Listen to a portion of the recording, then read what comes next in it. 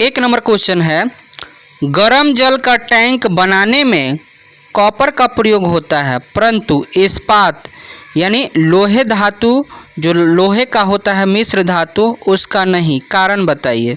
तो देखिए copper steel की अपेक्षा अधिक सुगम ताप का सुचालक होता है और यह स्टील की अपेक्षा अधिक सस्ता भी होता है, इसीलिए ऊर्जा बचाने के लिए गर्म पानी के टैंक को कॉपर से बनाया जाता है।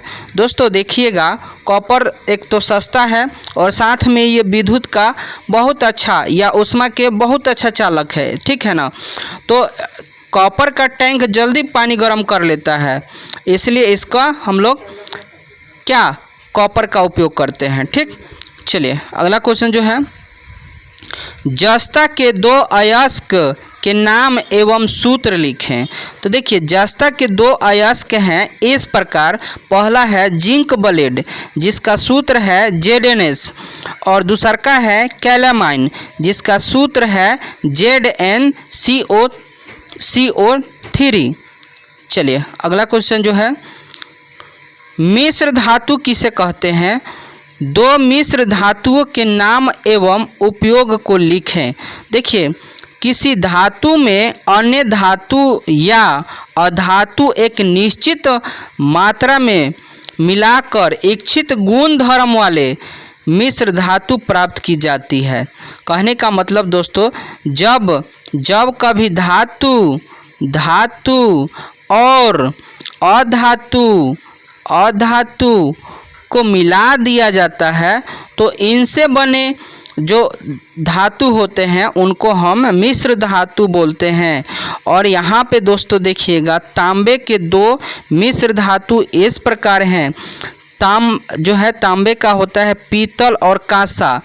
पीतल में कॉपर जो है 80% होता है और कांसा में 90% कॉपर होता है। चलिए अगला जो क्वेश्चन है, लोहे की वस्तु का जस्तीकरण क्यों किया जाता है? तो देखिए लोहे पर जिंक धातु की पतली परत चढ़ाने की प्रक्रिया को जस्तीकरण कहते हैं। दोस्तों देखिएगा लोहा है ना, उसके ऊपर लोहा है, इसके ऊपर सभी जगह पतली परत जिंक की चढ़ाई जाती है जिसको जस्तीकरण कहते हैं। जिंक की पतली परत चढ़ गए लोहे का गैल्वेनीकृत लोहा कहते हैं। इसका अधिकांश उपयोग लोहे की बाल्टी एवं पाइप आदि बनाने में होता है। लोहा को कॉपर से गैल्वेनीकृत नहीं कर सकते हैं क्योंकि लोहा कॉपर की अपेक्षा अधिक क्रियाशील है। चलिए अगला क्वेश्चन जो है, अयस्क और खनिज में अंतर लिखिए। देखिए खनिज धातु के प्रकृत यौगिक के रूप को खनिज कहते हैं। धातु के प्रकृत यौगिक रूप को खनिज कहते हैं। अधिकांश धातु हमें यौगिक के रूप में प्राप्त होता है, जैसे में तांबा हमें पाइराइट या क्यूपाइराइट के रूप में प्राप्त होता है, ठीक है। और यहाँ पर दूसरा का पॉइंट देखिएगा, सभी खनिज अयस्क नहीं होते हैं। और देखिए अयस्क की बात करें, जिन पदार्थों से धातु का निष्कर्षण सरल आसानी से हो जाता है उसको हम अयस्क कहते हैं। जैसे में एल्युमिनियम का अयस्क बॉक्साइड होता है और लोहे का अयस्क हेमाटाइट होता है। सभी अयस्क खनिज नहीं होते हैं, ठीक है। चलिए अगला क्वेश्चन जो है, क्या होता है जब धातुएं जल के साथ क्रिया करती है? ये पहला पॉइंट है। तो देखिएगा इसका आंसर है 1 नंबर, धातुएं जल के साथ क्रिया कर अधिक मात्रा में ऊष्मा उत्पन्न करती है। उसके बाद दोस्तों क्या होता है, CaO जल के साथ तीव्रता से अभिक्रिया कर बुझे हुए चूने कैल्शियम हाइड्रोक्साइड का निर्माण करके अधिक मात्रा में ऊष्मा उत्सर्जित करती है। यह संयोजन अभिक्रिया है। अब देखिए दूसरा क्वेश्चन जो है, क्या होता है जब धातुओं का वायु में दहन होता है? देखिए 2 नंबर के लिए वायु में, धातुओं को वायु में जलाने पर ये वियोजित होता है। देखिए कैल्शियम कार्बोनेट को जब हम लोग जलाएंगे तो कैल्शियम ऑक्साइड और कार्बन डाइऑक्साइड मिल जाएगा। ठीक है, ऊष्मा देने पर, देखिए यहाँ पर ऊष्मा देने पर कैल्शियम कार्बोनेट कैल्शियम ऑक्साइड तथा कैल्शियम कार्बन डाइऑक्साइड से वियोजित हो जाती है। यह प्रक्रिया वियोजन अभिक्रिया कहलाती है। ठीक है, चलिए अगला क्वेश्चन जो है, एक मिश्र धातु क्या है? मैग्नीशियम नामक मिश्र धातु के अवयव के लिखिए, इसके कोई 2 उपयोग भी बताइए। तो देखिए यह 2 या 2 से अधिक धातु अथवा धातु तथा धातुओं का समांग मिश्रण होता है। उदाहरण के लिए पीतल, तांबा तथा जिंक की मिश्र धातु, कांसा, तांबा तथा टीन के मिश्र धातु, मैग्नीशियम की संघटन एल्युमिनियम और मैग्नीशियम होता है। मैग्नीशियम का उपयोग, देखिए इसका उपयोग है, ये जो है हल्के तथा कठोर होने के कारण यह हवाई जहाज़ के भाग बनाने में यानी पार्ट बनाने में प्रयोग किया जाता है। यह वाहनों तथा तुलाओं के भाग पार्ट बनाने में इसका उपयोग किया जाता है। ठीक है, चलिए अगला क्वेश्चन जो है, लोहे को जंग से बचाने के 2 उपाय बताइए, अथवा आयरन के जस्तीकरण को रोकने के लिए 2 विधि का उल्लेख कीजिए। देखिए यशद लेपन, इसका पॉइंट देखिएगा, इस प्रक्रिया में लोहे की वस्तुओं के ऊपर जिंक की परत चढ़ाई जाती है, जिसको हम लोग यशद लेपन कहते हैं। और दूसरा का इसका पॉइंट देखिएगा, पेंटिंग, इस प्रक्रिया में लोहे की वस्तुओं पर पेंट किया जाता है ताकि उसका ऑक्सीकरण नहीं हो और जंग न लग पाए। चलिए अगला क्वेश्चन जो है, ध्वनिक, जिसको इंग्लिश में बोलते हैं सोनोरस, सोनोरस किसे कहते हैं? तो देखिए कुछ धातुएं किसी ठोस सतह से टकराकर एक विशेष प्रकार की ध्वनि यानी साउंड उत्पन्न करता है, जिसे धातुई साउंड कहते हैं, ध्वनि कहते हैं। इस प्रकार की धातुएं ध्वनिक सोनोरस कहलाती है, जैसे लोहा, तांबा इत्यादि।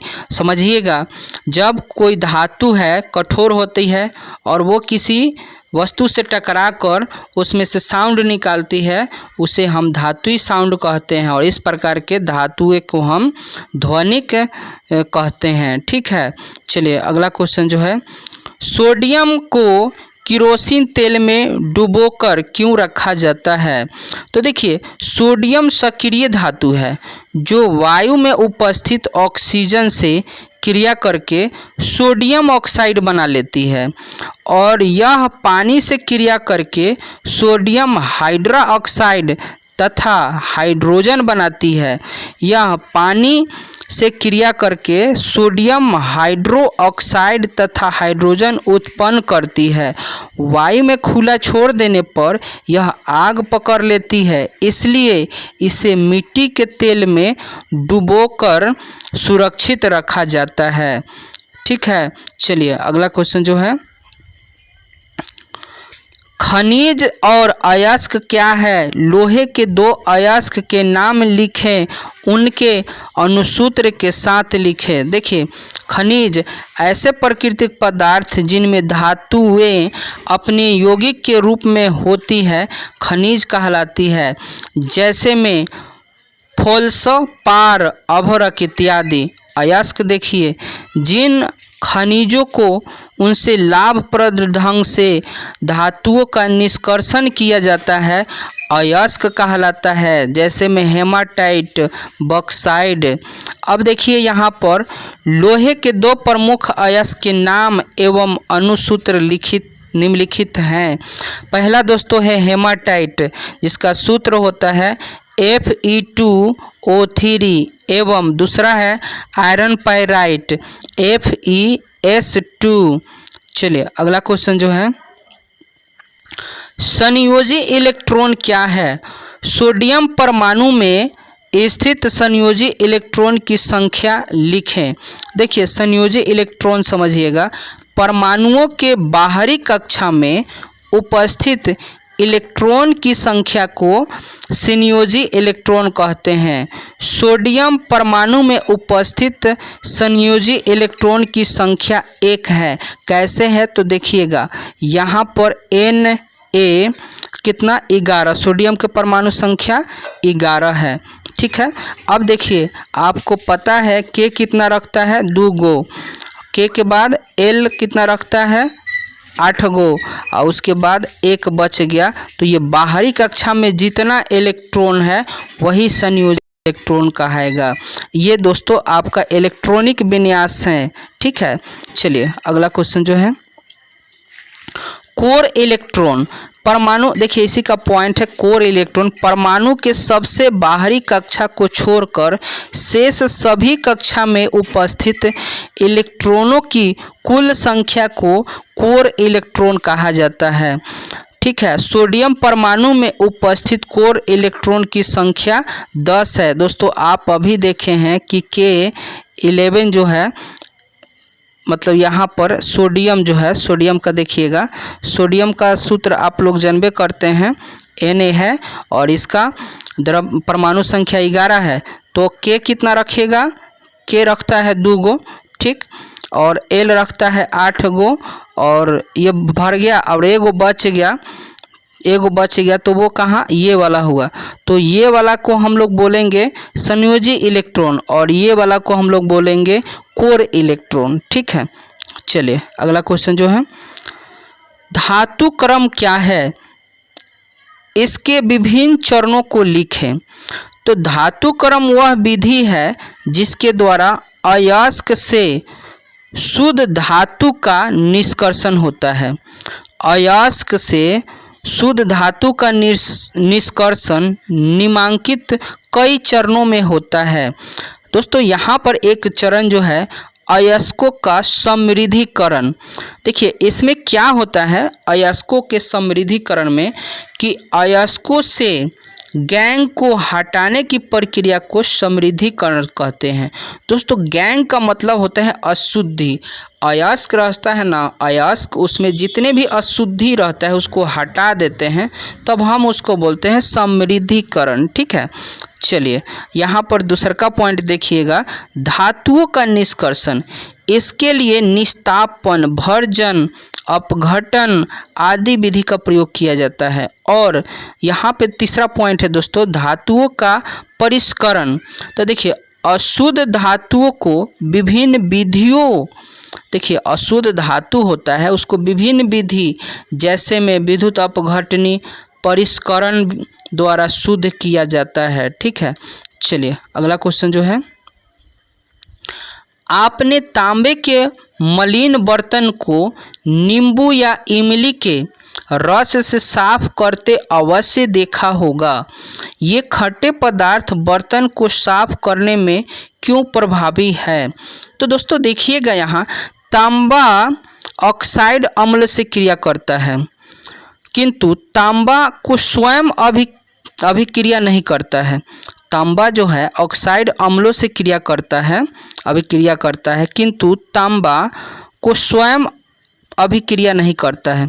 अतः तांबे को अम्लीय पदार्थ द्वारा साफ किया जा सकता है। ये तांबे को संरक्षित हिस्सों कॉपर ऑक्साइड को अलग कर देता है तथा शुद्ध तांबा बच जाता है। ठीक है, अगला क्वेश्चन जो है दोस्तों देखिएगा यहाँ पर, गैल्वेनीकरण किसे कहते हैं? गैल्वेनीकरण किसे कहते हैं? तो देखिएगा समझिए यहाँ, लोहे की बनी वस्तु को घुले हुए जिंक में डुबा देने से या विद्युत विधि द्वारा लोहे पर एक बारीक जिंक की परत चढ़ा देने की प्रक्रिया गैल्वेनीकरण कहलाता है। देखिए लोहा होता है ना, उस पर एक परत चढ़ा दिया जाता है, ठीक है, या तो वो विद्युत विधि द्वारा या उसको डुबाकर, ठीक है ना। तो उसी को हम लोग बोलते हैं गैल्वेनीकरण। चलिए अगला क्वेश्चन जो है, ऐसी धातु का उदाहरण दीजिए जो कमरे के ताप पर द्रव के रूप में हो, चाकू से आसानी से काटा जा सके, ऊष्मा का सबसे अच्छा चालक हो और ऊष्मा का कुचालक हो। ऊष्मा है दोस्तों, ठीक है ना।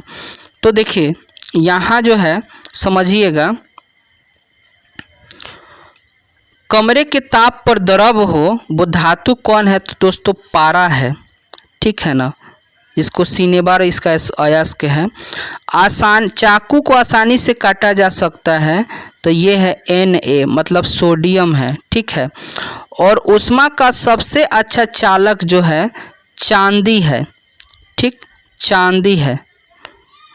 और ऊष्मा की कुचालक होती है तो ये लेड होता है, सीसा होता है, ठीक है, सीसा होता है। चलिए अगला क्वेश्चन जो है,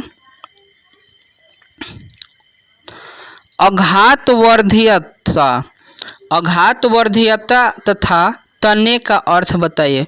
देखिए अघातवर्धीय, कभी कभी अघातवर्धीयता भी पूछ देगा, और यहाँ पर तन्य दिया है ना तो आपको तन्यता भी पूछ देगा, ठीक है ना। तो इन दोनों को हम लोग देखते हैं, ठीक। धातुओं का वह गुण जिसके कारण हथौड़े से पीटकर उन्हें चादर के रूप में बदला जा सके अघातवर्धीय या अघातवर्धीयता कहलाता है। जैसे में सोने, चांदी, एल्युमिनियम, कॉपर, ये सबको दोस्तों पीटकर चादर बनाया जा सकता है, ठीक है। और अगला जो पॉइंट देखिएगा, तन्यता या तन्य जिसको बोल रहे हैं, धातुओं का वह गुण जिसके कारण उनको तार के रूप में बनाया जा सकता है तन्य या तन्यता कहा जाता है। जैसे में सोना, चांदी, एल्युमिनियम, कॉपर, ये सारे दोस्तों हैं, ठीक है। चलिए अगला क्वेश्चन जो है,